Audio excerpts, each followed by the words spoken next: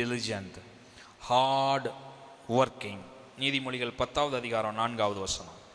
சோம்பர் கையால் வேலை செய்கிறவன் ஏழை ஆவான், சுறுசுறுப்புள்ளவன் கையோ செல்வத்தை உண்டாக்கும். வசனத்தை எத்தனை பேர் புரிஞ்சுக்கிட்டீங்க வாசிக்கும் போது? ஆமென். ஆமாம், சோம்பேறியா இருக்கணும்னு மாத்திரம் நினச்சிடாதீங்க, சுறுசுறுப்பு உள்ள ஆளாக இருக்கணும்னு நினைங்க. நிதானத்திற்கும் சோம்பேறித்தனத்திற்கும் வித்தியாசம் இருக்கு. சில சமயங்களில் சிலர் பார்த்தீங்கன்னா அமைதியாக இருப்பாங்க. நம்ம அவங்கள சோம்பேறின்னு என்ன செஞ்சிடக்கூடாது, முடிவு பண்ணிடக்கூடாது. அவங்க நிதானமாக செயல்படுறாங்கன்னு அர்த்தம். ஏன்னா அவங்க சில வேலைகளை செய்யும்போது அவங்களிடத்துல காணப்படுகிற அந்த சுறுசுறுப்பு, கண் விழிப்பு நம்மளால் என்ன செய்ய முடியாது, இருக்க முடியாது. அப்போ நம்ம இந்த சோம்பேறித்தனத்தையும் நிதானத்தையும் ஒன்றுன்னு என்ன செஞ்சிடக்கூடாது, நினச்சிடக்கூடாது. ரெண்டும் வித்தியாசம். நிதானமாக இருந்து செயல்படுவது தவறல்ல, ஆனால் அதே சமயத்தில் சோம்பேறிகளாக இருந்து விடவே கூடாது. நான் உங்கள் எல்லாருக்கும் ஒரு அதிர்ச்சியான தகவலை சொல்ல ஆசைப்படுகிறேன். நீங்கள் ஏற்றுக்கொண்டாலும் சரி, ஏற்றுக்கொள்ளாவிட்டாலும் சரி, அமெரிக்காவில் த கிறிஸ்டியன் கைடு அப்படின்னு சொல்லப்படுகிறதான ஒரு மேகசின் நடத்திய ஆய்வில் உலகத்திலேயே அதிகமான சோம்பேறிகள் கிறிஸ்தவர்கள் என்று சர்வே சொல்லுகிறது. உலகத்திலே அதிகமான சோம்பேறி யாரா?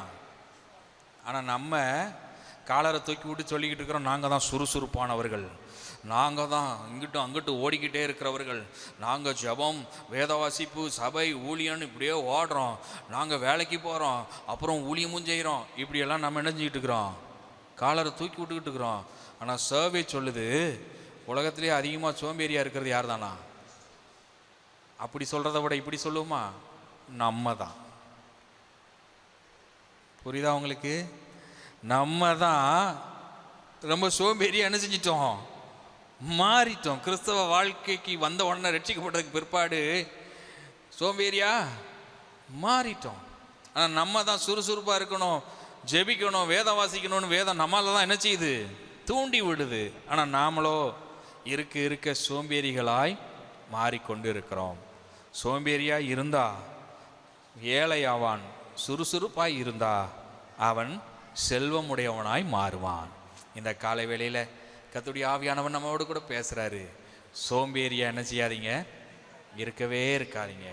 சோம்பேறியா இருந்து நீங்கள் எதையாவது பெறுகிறீர்கள் என்றால் அது உங்களுக்கு சேமிப்பாய் மாறாது, ஆசீர்வாதமாக என்ன செய்யாது, மாறாது. ஆம், சிலர் நான் பார்க்குறேன், 2 நாள் வேலைக்கு போகிறாங்க, 2 நாள் வேலைக்கு போய் சம்பாதிச்சதை அடுத்த 4 நாள் வச்சு என்ன செஞ்சிடறாங்க, சாப்பிட்றாங்க. அப்புறம் என்ன செய்யுது, அடுத்த நாள் சாப்பிட்றதுக்கு யார்கிட்டையாவது கேட்க வேண்டியது. ஒரு 1000 ரூபாய் கொடுங்க, ஒரு 10,000 ரூபாய் கொடுங்க. இந்த நிலைக்கு விசுவாசிகள் ஒருபோதும் போகவே கூடாது. நீங்கள் எப்போது சுறுசுறுப்பாக இருப்பதை காண ஆசைப்படுகிறேன். அல்லேலூயா, அல்லேலூயா. அப்படி சுறுசுறுப்பாக இருங்க, கர்த்தர் உங்களை ஆசீர்வதிப்பார். சோம்பேறியாய் அல்ல, கடினமாய் உழைக்கிற சுறுசுறுப்புடையவனாய் பெற வேண்டும். இப்படி நம்ம இருந்தா கொடுக்கிற ஆண்டவரும் நம்மளை பார்த்து உண்மையும் உத்தமமான ஊழியக்காரனேன்னு சொல்லி கொஞ்சத்தில் உண்மையாக இருந்தாய், இன்னும் அநேகத்திற்கு உன் அதிபதியாக நான் என்ன செய்கிறேன், வைக்கிறேன்னு சொல்லி நம்மளை ஆசீர்வதிப்பார்.